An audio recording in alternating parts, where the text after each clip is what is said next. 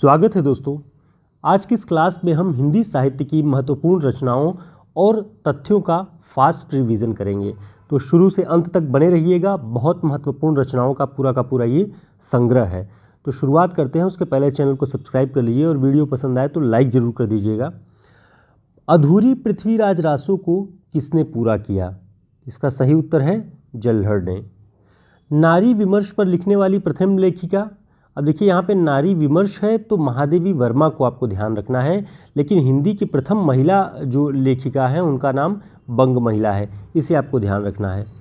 अरुण यह मधुमय देश हमारा, इस पंक्ति के रचयिता कौन है? इस पंक्ति के रचयिता जयशंकर प्रसाद जी हैं। अब ये पंक्ति जयशंकर प्रसाद के किस नाटक से आई है, आपको इसे कमेंट करके बताना है। कहाँ करुणानिधि केशव सोए, ये पंक्ति किसकी है? भारतेंदु हरिश्चंद्र की। कीरति भनीति भूति भली सोई, इस पंक्ति के रचनाकार कौन है? गोस्वामी तुलसीदास। संतन को कहाँ सिकरी सो काम, ये किसकी पंक्ति है? कुंभनदास जी की। अकबर ने जब इन्हें आदेश देकर फतेहपुर सिकरी बुलवाया तब इन्होंने कहा कि संतन को कहाँ सिकरी सो काम, आवत जात पनहिया टूटी बिसर गयो हरिनाम। तो इसे ध्यान रखिएगा, कुंभनदास जी की पंक्ति है। मोहिका हंसिस की को हरहीं, ये पंक्ति किसकी है? तो ये जो है जायसी की पंक्ति है और शेर शाह से वो कहते हैं। इस पंक्ति का अर्थ है कि मोहिका हंसिस, मेरे ऊपर हंस रहा है या उस कुम्हार पर जिसने मुझे बनाया है। जायसी के बारे में कहा जाता है कि वो कुरूप थे, तो इस वजह से उन पर शेर शाह ने टिप्पणी कर दी और तब उन्होंने ये कहा कि मेरे ऊपर हंस रहा है या उस कुम्हार पर जिसने मुझे बनाया है। मैं पुन निज गुरु सन सुनी कथा सो सूकर खेत, यह कथन किस कवि का है? तुलसीदास जी का। तो इसे ध्यान रखिएगा। आगे देखते हैं। कभी कुछ ऐसी तान सुनाओ, कभी कुछ ऐसी तान सुनाओ जिससे उथल पुथल मच जाए, यह पंक्ति किसकी है? बालकृष्ण शर्मा नवीन की। ध्यान रखिएगा। अगला पॉइंट है, साहित्य जनता की चित्रवृत्ति का संचित प्रतिबिंब है, इस पंक्ति के लेखक कौन हैं? आचार्य रामचंद्र शुक्ल। ध्यान रखिएगा, साहित्य जनता की चित्रवृत्ति का संचित प्रतिबिंब है। हल्दी घाटी नामक प्रबंध काव्य के रचयिता कौन है? श्याम नारायण पांडे। यहीं से ध्यान रखिएगा कि हल्दी घाटी जो रचना है वो श्याम नारायण पांडे की है और ये प्रबंध काव्य है। ठीक। भक्ति आंदोलन भारतीय चिंताधारा का स्वाभाविक विकास है, जो भक्ति आंदोलन है वो भारतीय चिंताधारा का स्वाभाविक विकास है, यह कथन किसका है? आचार्य हजारी प्रसाद द्विवेदी। यह पंक्ति उन्होंने शुक्ल जी के उस पंक्ति के विरोध में लिखी, प्रतिक्रिया के रूप में लिखी, जब शुक्ल जी ने लिखा कि भक्ति आंदोलन इस्लामी आतंक के प्रतिक्रिया स्वरूप उत्पन्न हुआ है, तब द्विवेदी जी कहते हैं कि ऐसा कुछ नहीं है, ये स्वाभाविक विकास है भारतीय चिंताधारा का। ठीक, इसे ध्यान रखिएगा। भाषा की समास शक्ति और कल्पना की समाहार शक्ति, इन दोनों का सर्वाधिक प्रयोग बिहारी में दिखाई पड़ता है, यह कथन किसका है? आचार्य शुक्ल का। तो आपको ध्यान रखना है इस बात को कि भाषा की कौन सी समास शक्ति और कल्पना की समाहार शक्ति किस में दिखाई पड़ती है? बिहारी में। ऐसा पूछ लिया जाता है प्राय। आगे देखते हैं। निबंध को स्वाधीन चिंता की उपज किसने कहा है? हजारी प्रसाद द्विवेदी जी ने। यदि गद्य कवियों या लेखकों की कसौटी है तो निबंध गद्य की कसौटी है। भाषा की पूर्ण शक्ति का विकास निबंधों में ही संभव है, यह कथन किसका है? आचार्य रामचंद्र शुक्ल जी का। ध्यान रखिएगा, वो कहते हैं कि गद्य क्या है? वो कवियों या लेखकों की कसौटी है और निबंध गद्य की कसौटी है, इसे आपको ध्यान रखना है। शुक्ल जी का ये कथन है। दोस्तों, इस तरह के सभी महत्वपूर्ण short notes, one liner questions और महत्वपूर्ण कवियों पर आधारित के प्रैक्टिस सेट पूरे के पूरे हिंदी साहित्य के शॉर्ट नोट्स में आपको मिल जाएगा। आप इसे प्रिंट बुक के रूप में प्राप्त कर सकते हैं हमारे इस नंबर पर संपर्क करके। ये उत्तराखंड की जो परीक्षा होने वाली है प्रवक्ता की और राजस्थान स्कूल लेक्चरर की, उन सभी में बहुत उपयोगी होगा, क्योंकि हिंदी साहित्य का इतिहास और महत्वपूर्ण रचनाएं, पुरस्कार, काव्यशास्त्र, ये सभी को पढ़ने पड़ते हैं। इसलिए आगे देखते हैं। भारतवर्ष का लोकनायक वही हो सकता है जो समन्वय करने का अपार धैर्य लेकर आया हो, उनका सारा काव्य ही समन्वय की विराट चेष्टा है, यह किसका कथन है? हजारी प्रसाद द्विवेदी जी का। ठीक, भारतवर्ष का लोकनायक वही हो सकता है जो समन्वय का अपार धैर्य लेकर आया हो। ध्यान रखिएगा इसे। कुटज क्या केवल जी रहा है, वह दूसरे के द्वार पर भीख मांगने नहीं जाता। ये पंक्तियाँ किस निबंधकार की हैं? हजारी प्रसाद द्विवेदी जी की। ध्यान रखिएगा इसे। आगे देखते हैं, बैर क्रोध का अचार या मुरब्बा है। यह पंक्ति किसकी है? आचार्य रामचंद्र शुक्ल की क्रोध निबंध से। ध्यान रखिएगा। आचार्य शुक्ल ने कवि केशवदास को क्या कहा है? कठिन काव्य का प्रेत कहा है। नाट्यशास्त्र में संकलन त्रय क्या है? स्थान, काल और कथानक। नाटक के लिए रंगमंच होना चाहिए, रंगमंच के लिए नाटक नहीं। यह कथन किसका है? जयशंकर प्रसाद जी का। ध्यान रखिएगा। वो कहते हैं कि नाटक के लिए रंगमंच चाहिए, रंगमंच के लिए जबरदस्ती नाटक नहीं चाहिए। कविता मनुष्य को स्वार्थ संबंधों के संकुचित घेरे से ऊपर उठाती है। यह कथन किसका है? यह कथन है आचार्य रामचंद्र शुक्ल जी का। वो कहते हैं कि कविता मनुष्य के भीतर जो स्वार्थ संबंधों का एक संकुचित मंडल है उसे तोड़ के ऊपर उठाती है और उदात्त मानवता की ओर ले जाती है। कहानी के प्रमुख तत्व क्या क्या हैं? कथावस्तु, चरित्र चित्रण, कथोपकथन या संवाद, देश काल वातावरण, उद्देश्य। इसे ध्यान रखिए, पूरे के पूरे पॉइंट्स। आगे देखते हैं, हिंदी को आर्यभाषा का दर्जा देने वाले कौन थे? स्वामी दयानंद सरस्वती। आचार्य रामचंद्र शुक्ल की रचना त्रिवेणी में किन तीन कवियों को शामिल किया गया है?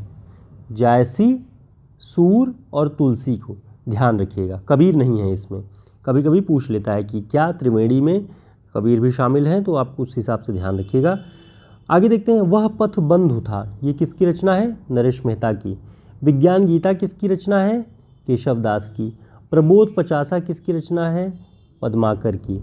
पाल गोमरा का स्कूटर, दरियाई घोड़ा, तिरिच, ये किसकी कहानियाँ हैं? उदय प्रकाश की। अंजो दीदी नाटक किसका है?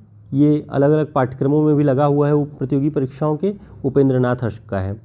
झीनी झीनी बीनी चदरिया, ये किसकी रचना है? अब्दुल बिस्मिल्लाह की। पैरों में पंख बांधकर, ये यात्रा साहित्य है रामवृक्ष बेनीपुरी जी का। ये सारी महत्वपूर्ण रचनाएं हैं जो कि आपको सभी प्रतियोगी परीक्षाओं में पूछी जा सकती हैं। ऐसा नहीं है कि केवल टीजीटी पीजीटी में या किसी और में। यूजीसी नेट असिस्टेंट प्रोफेसर की परीक्षा या किसी भी प्रतियोगी परीक्षा की आप तैयारी कर रहे हैं हिंदी साहित्य की, उनमें ये पूछा ही जाएगा। आगे देखते हैं, हिंदी साहित्य का अतीत, इस पुस्तक के लेखक कौन है? विश्वनाथ प्रसाद मिश्र। अंगद पैच के रचनाकार कौन है? ईश्वर दास। लक्ष्मीपुरा रिपोर्टाज के लेखक कौन हैं? शिवदान सिंह चौहान। ठीक। साखी और मछली घर, ये किसकी रचना है? विजयदेव नारायण शाही की। ध्यान रखिएगा। संपत्ति शास्त्र नामक जो निबंध संग्रह है वो किसका है? आचार्य महावीर प्रसाद द्विवेदी जी का। आचार्य महावीर प्रसाद द्विवेदी के बारे में आप सभी जानते होंगे कि इन्होंने सरस्वती पत्रिका के माध्यम से हिंदी गद्य और पद्य की भाषा यानी खड़ी बोली की भाषा को सुधारा। यानी आपको दिखता होगा, नामोर जी लिखते हैं कि एक टोपी पहना हुआ व्यक्ति गलमुछ जिसके है और वो अपने डंडे से कवियों को ठोक पीट करके उनकी भाषा ठीक कर रहा है। यानी एक भाषा का पंडित कहा जा सकता है। लेकिन इसके अलावा भी उन्होंने अर्थशास्त्र से संबंधित जो विचार और चिंतन किया, जो वैज्ञानिक पद्धतियों पर निबंध लिखे, उसे लोगों ने भुला दिया। संपत्ति शास्त्र उसी अर्थशास्त्र की लगभग एक पुस्तक है आचार्य महावीर प्रसाद द्विवेदी की। इसे ध्यान रखिएगा। अर्धकथानक किस विधा की रचना है? ये आत्मकथा है। ठीक। बकरी नाटक किसका है? बकरी नाटक है सर्वेश्वर दयाल सक्सेना का। अकाल पुरुष गांधी, ये जीवनी है गांधी जी की। किसने लिखी है? जैनेन्द्र जी ने। दूसरी परंपरा की खोज, ये आलोचना की पुस्तक है नामोर जी की। शिवशंभू के चिट्टे, ये निबंध संग्रह हैं बालमुकुंद गुप्त के। ठीक। कबीर परिचयी, कबीर परिचयी माने कबीर से परिचय, ये कौन? अनंत दास ने लिखा है। हिंदी साहित्य की भूमिका किसकी पुस्तक है? बहुत प्रसिद्ध पुस्तक है आचार्य हजारी प्रसाद द्विवेदी जी का। हिंदी साहित्य का आदिकाल भी इनकी बहुत प्रसिद्ध पुस्तक है। आप सभी को अगर असिस्टेंट प्रोफेसर की परीक्षा की तैयारी कर रहे हैं या यूजीसी नेट की, तो आपको इन दोनों पुस्तकों को एक बार पढ़ना चाहिए आचार्य शुक्ल जी की पुस्तक के साथ। पृथ्वीराज रासो, ये चंद्रबरदाई ने लिखी है। पृथ्वीराज विजय, ये जयानक ने लिखी है। ठीक। राधा वल्लभ संप्रदाय के प्रवर्तक कौन हैं? हित हरिवंश। कविकुल कल्पतरु किसकी रचना है? चिंतामणि की। ठीक है। आगे देखते हैं, अब देखिए कविकुल कल्पतरु हमने बताया चिंतामणि की रचना है। कविकुल कंठाभरण किसकी रचना है? दुलह की। प्रायः इन सभी नामों में कन्फ्यूज़न होता है, इसलिए ध्यान से देख लीजिएगा। सरस्वती कंठाभरण भी उसी से जुड़ा हुआ नाम है, भोजराज का। रसराज और ललित ललाम ये रचनाएं किसकी हैं? मतीराम की। अंधेरे बंद कमरे में ये उपन्यास है मोहन राकेश का, और अंधेरे में कविता भी है मुक्तिबोध की। ठीक है। जिंदगी नामा और सूरजमुखी अंधेरे के ये किसके उपन्यास हैं? कृष्णा सोबती के। सूरज का सातवां घोड़ा ये किसकी रचना है, किसका उपन्यास है? धर्मवीर भारती का। बादल को घिरते देखा है ये कविता किसकी है? नागार्जुन की। और बादल राग कविता किसकी है? निराला की। तो ऐसे ऐसे प्रश्न हैं जो कि कंफ्यूज करते हैं, अति सामान्य प्रश्न समझ के हम इन्हें छोड़ देते हैं, तो ये परीक्षाओं में हमारे लिए घातक हो जाता है। बादल देखते ही हम सोचते हैं कि नागार्जुन की या निराला की, तो जो असावधानी से पढ़ा होगा वो गलत करेगा ही करेगा, इसलिए आपको ध्यान रखना है इसे। आगे देखते हैं, अपनी धरती अपने लोग ये रामविलास शर्मा जी का जो है वो आत्मकथा है। ठीक। संसद से सड़क तक ये कविता संग्रह है धूमिल का। आत्मनिरीक्षण किसकी आत्मकथा है? सेठ गोविंद दास का। परिव्राजक की कथा किसकी रचना है? शांतिप्रिय द्विवेदी का। तरुण के स्वप्न नेताजी सुभाष चंद्र बोस। तिरस्कृत और संतृप्त ये दो रचनाएं किसकी हैं? सूरजपाल चौहान की। मुर्दहिया और मणिकर्णिका ये बहुत प्रसिद्ध हुई 2014-15 के बाद, ये आत्मकथा तुलसीराम जी की है। हिंदी की पहली दलित आत्मकथा कौन सी है? अपने अपने पिंजरे। अपनी खबर किसकी आत्मकथा है? पांडे बेचन शर्मा उग्र की। मेरी जीवन यात्रा राहुल शंकर त्यान की। क्या भूलूं क्या याद करूं बच्चन सिंह की, हरिवंश राय बच्चन जी की है। तो मित्रों, उम्मीद है आपके लिए ये सारे प्रश्न, सारी रचनाएं काफ़ी उपयोगी होंगी। आपको हमारा प्रयास, हमारी क्लासेस कैसी लगती हैं कमेंट बॉक्स में ज़रूर बताएं।